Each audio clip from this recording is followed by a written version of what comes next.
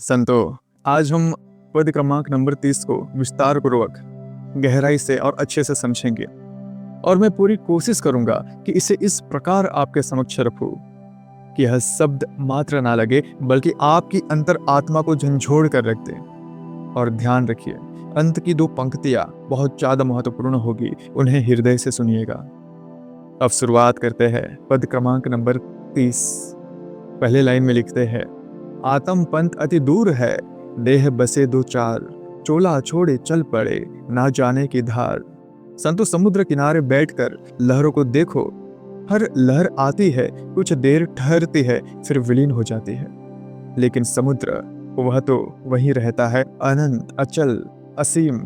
शरीर वह लहर है जो कुछ समय के लिए उठती है और फिर मिट जाती है। आत्मा वह समुद्र है जो सदा रहता है, पर मूर्ख मनुष्य लहर को ही सब कुछ मान बैठता है, समुद्र को भूल जाता है। वह शरीर को सजाता है, उसकी चिंता करता है, वह उस शरीर में उलझ कर रह जाता है और भूल जाता है कि मेरा स्वरूप शरीर नहीं है, परमात्मा है। तो अब क्या करना चाहिए? अब से अपना ध्यान शरीर की इच्छाओं पर कम लगाओ, आत्मा की शांति पर अधिक लगाओ। अगर शरीर के लिए रोज भोजन चाहिए तो आत्मा के लिए रोज सत्संग, सेवा और सिमरन चाहिए। लहरों में मत उलझो, अपने परमात्मा स्वरूप में लौटाओ। फिर दूसरे लाइन में लिखते हैं, तन मन की रस्सी में बंधा फिरे अनजान, भीतर दीप ना देखता, ढूंढे बाहर ज्ञान। संतो, अगर एक पंछी पिंजड़े में जन्मे और वहीं बड़ा हो जाए तो वह खुले आकाश की कल्पना भी नहीं कर सकता। इंसान भी ऐसे ही अपने शरीर और मन के पिंजड़े में बंद है। वह खुद को बस अपनी इच्छाओं, सीमाओं, रिश्तों और पहचान तक सीमित मान बैठा है। उसे यह पता ही नहीं कि वह इन सबसे परे भी कुछ है, वह असीम है, मुक्त है, पर वह कभी इन सीमाओं से बाहर झांकने की कोशिश भी नहीं करता, इसलिए वह अनजान है। तो अब क्या करना है? अब इस शरीर और मन के परे झांकने की कोशिश करो और पहचानो कि तुम इससे परे भी कुछ हो। जितनी बार कोई भाव, कोई डर, कोई लालच तुम्हें जकड़े, खुद से पूछो, क्या यह मैं हूं या यह सिर्फ मेरा एक अनुभव है? और जो अनुभव है वह स्थायी नहीं, जो स्थायी है वह आत्मा है और वही तुम हो। तीसरे लाइन में लिखा है, हीरा भीतर राखिया, कांच सवारे रोज, मूल गवायो मोह में, समझ ना पायो खोज। संतो, सोचो, अगर किसी के हाथ में एक कांच का टुकड़ा हो और एक असली हीरा, पर वह हीरे की कीमत को ना समझे, तो वह क्या करेगा? वह कांच को ही संभालेगा, उसकी चमक पर खुश होगा और हीरे को अनदेखा करेगा। इंसान भी यही कर रहा है। शरीर जो कांच की तरह अस्थायी है, जिसे एक दिन टूट जाना है, इसे वह अनजाने में सबसे कीमती मानकर इसकी सजावट और सुख सुविधा में डूबा रहता है। लेकिन आत्मा जो अमूल्य हीरा है, जिसका प्रकाश जन्म मरण से परे है, जिसे जान लेना ही असली धन है, उसे वह अज्ञानतावश अनदेखा कर देता है। इसलिए अपने असली मूल्य को पहचानो, शरीर को स्वस्थ रखो, लेकिन आत्मा के हीरे को मत भूलो। फिर चौथे लाइन में लिखा है, मिथ्या माया मोह की पग पग पर है चाल, साचा छोड़े झूठ पकड़े जीव रहा बेहाल। एक सपना देखो जिसमें तुम्हें राजा बना दिया जाए, सोने का सिंहासन, अपार धन, सेवक, लेकिन सुबह होते ही पता चले कि सब कुछ झूठ था। पर अगर सपने के भीतर ही कोई कहे कि यह सपना है, तो क्या तुम उसे मान लोगे? इंसान भी एक सपने में जी रहा है, यह मानकर कि जो कुछ उसके पास है वह स्थायी है। धन, संबंध, यह सब मृग मरीचिका की तरह है। लेकिन जब अंतिम समय आता है, तब सब कुछ एक झूठ की तरह विलीन हो जाता है। तो संतो, अब क्या करना चाहिए? हर चीज को उसकी असली जगह दो। जो अस्थायी है उसे पकड़ो मत, जो स्थायी है उसे पहचानो। सच्चाई को देखने की हिम्मत रखो ताकि तुम जीवन के इस सपने में झांक सको। तभी तुम इस जीवन को आनंद से जी पाओगे।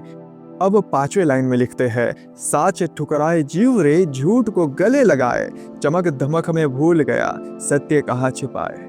संतो, एक बच्चा समुद्र के किनारे बैठकर रेत का घर बना रहा था। बहुत मेहनत से, बहुत लगन से हर लहर उसे तोड़ देती और वह फिर से बनाने लगता। सूरज डूबने लगा, माँ ने आवाज दी, चलो घर लौटना है। बच्चा रोने लगा और कहने लगा, नहीं, मेरा घर अधूरा है, मुझे इसे पूरा करना है। माँ ने कहा, यह घर कभी पूरा नहीं होगा, यह रेत का घर है, लहरें इसे बार बार तोड़ेंगी, लेकिन तुम समझ नहीं रहे, इसलिए रो रहे हो। इंसान भी यही कर रहा है, झूठ के रेत के घर बना रहा है। धन, पद, प्रतिष्ठा सब रेत के घर है। लहरें आएंगी और सब बह जाएगा, और जब अंत आएगा तब वह रोएगा, अभी नहीं, मेरा घर अधूरा है। तो संतो, अब क्या करना है? अब समझना है कि रेत के घर कभी टिकते नहीं। जिस सच को तुम ठुकरा रहे हो वही तुम्हें सच्चा आश्रय देगा। इसलिए सच को ठुकराओ मत, सच को अपनाओ। जब सच का ज्ञान हो जाएगा, सच अनुभव में उतर जाएगा, तब रोना बंद हो जाएगा। अब 6वें लाइन में क्या लिखते हैं? रंग रूप में खो गया, भूला निज पहचान, क्षणिक सिंगार साध रहा, चिड़ जीवन अज्ञान। कभी देखा है कोई पुराना मकान जिसकी दीवारें कमजोर हो चुकी है, लेकिन लोग सिर्फ बाहरी रंग रोगन करके उसे नया दिखाने की कोशिश कर रहे हैं? ऐसा करने से क्या वह मकान असली ताकत से खड़ा हो जाएगा? क्या सिर्फ बाहर से सजाने से उसकी जड़ें मजबूत हो जाएंगी? नहीं होगी। तुम्हारा शरीर भी ऐसा ही है। हर दिन इसे नया रूप देने की कोशिश करते हो, नए कपड़े, नए स्टाइल, नया मेकअप, नया फैशन, लेकिन भीतर क्या हो रहा है? भीतर तेरा मन घुट रहा है, आत्मा भूखी है, लेकिन तुम्हें बस आईने में देखने वाला चेहरा सुंदर बनाना है। अब सोच, क्या तू वही गलती नहीं कर रहा जो लोग कमजोर दीवालों पर सिर्फ पेंट करके करते हैं? अगर यह गलती कर रहे हो तो अब से क्या करें? संतो, जैसे मकान की नींव को मजबूत करना जरूरी है, वैसे ही आत्मा को भी सत्संग, सेवा और सिमरन से अपनी आत्मा का श्रृंगार करो, तभी तुम्हारी नींव मजबूत होगी। 7वें लाइन पे लिखा है, हाथ पांव नयन सब जब तक रूह बसाया, रूह उड़े जो देह से सब ठोकर में जाया। संतो, एक मोबाइल फोन है चमचमाता हुआ, नया नया, महंगा, ब्रांडेड, लेकिन अंदर से बैटरी खत्म हो चुकी है, सर्किट जल चुका है। अब बताओ, क्या वह फोन किसी काम का है? क्या उसकी चमक दमक उसे फिर से चालू कर सकती है?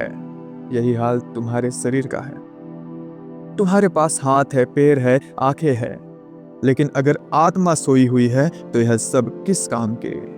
तुम्हारी आंखें है, लेकिन तुम्हें सच्चाई दिखती है क्या? तुम्हारा कान है, लेकिन तुम्हें सच्चा ज्ञान सुनाई देता है क्या? तुम्हारे पैर है, लेकिन क्या यह सही रास्ते पर जा रहे हैं क्या? अगर नहीं तो फिर यह सब व्यर्थ है। तो अब क्या करना है? अपनी आंखों को सच्चाई देखने के लिए खोलो, अपने कानों को सच्चा ज्ञान सुनने के लिए खोलो, अपने पैरों को सच्चे मार्ग पर चलाने के लिए उपयोग करो, तभी तुम परमात्मा को पा सकते हो। फिर 8वीं लाइन में क्या लिखते हैं? देह पूजता रात दिन, आत्मा भूला जाए, जिसकी खातिर देह है उसे न जाने भाई।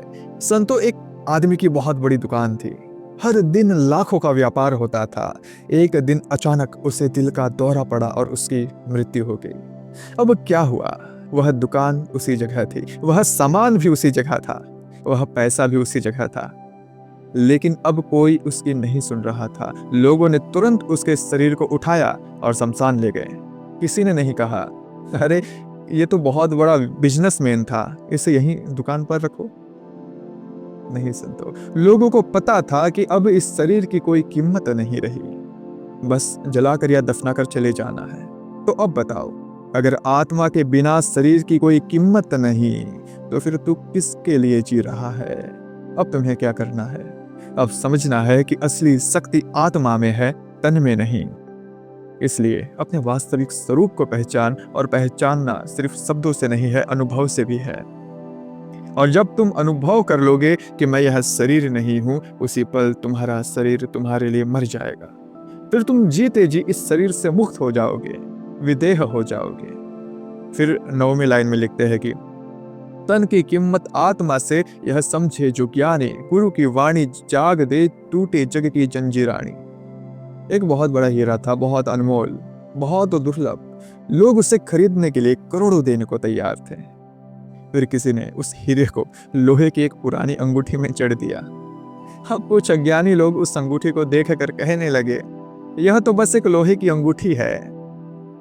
इसमें क्या खास बात है? लेकिन समझदार लोग जानते थे कि उसकी असली कीमत उस हीरे से थी, न कि लोहे की अंगूठी से। तुम्हारा तन वही लोहे की अंगूठी है और आत्मा वह अनमोल हीरा। अगर आत्मा ना हो तो यह शरीर किसी काम का नहीं रह जाएगा। इसलिए अगर इसे गुरु ज्ञान से नहीं चमकाया तो यह मूल्यहीन रह जाएगी। अंत में 10वीं लाइन में लिखते हैं, कहे आत्मा सुन रे मनवा, कहे सदगुरु परने, ज्ञान ही यह तारणहार, बाकी सब है मैं। तुमने कभी पानी में गिरते हुए बूंद को देखा है? वह सतह पर गिरती है, फिर डूब जाती है ना? फिर भाप बनकर उड़ती है, फिर बादल में बदल जाती है, फिर बरसकर वापस गिरती है। यही तेरा जीवन है, जन्म मृत्यु, फिर जन्म, फिर मृत्यु, बार बार यही चक्र चलता रहता है। और जब तक तुम्हें गुरु का ज्ञान नहीं मिलता तब तक यह खेल कभी खत्म नहीं होगा। अब सोच, क्या तुम्हें यह खेल खेलते रहना है या इस चक्र से बाहर निकलकर सच्ची मुक्ति पानी है? अब खेल से बाहर निकलने के लिए क्या करना होगा? आत्मा ने स्पष्ट कहा, गुरु ज्ञान ही इस चक्र से मुक्ति दिला सकता है।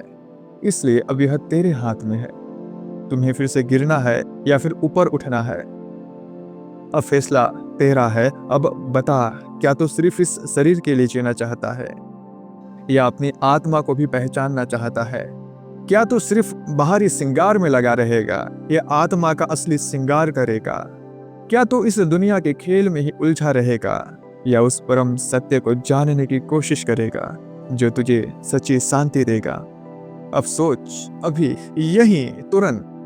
कल पल कुछ मत टालो, क्योंकि कल वह जगह है जहां पर जाते जाते लोग मर गए लेकिन पहुंच नहीं पाए।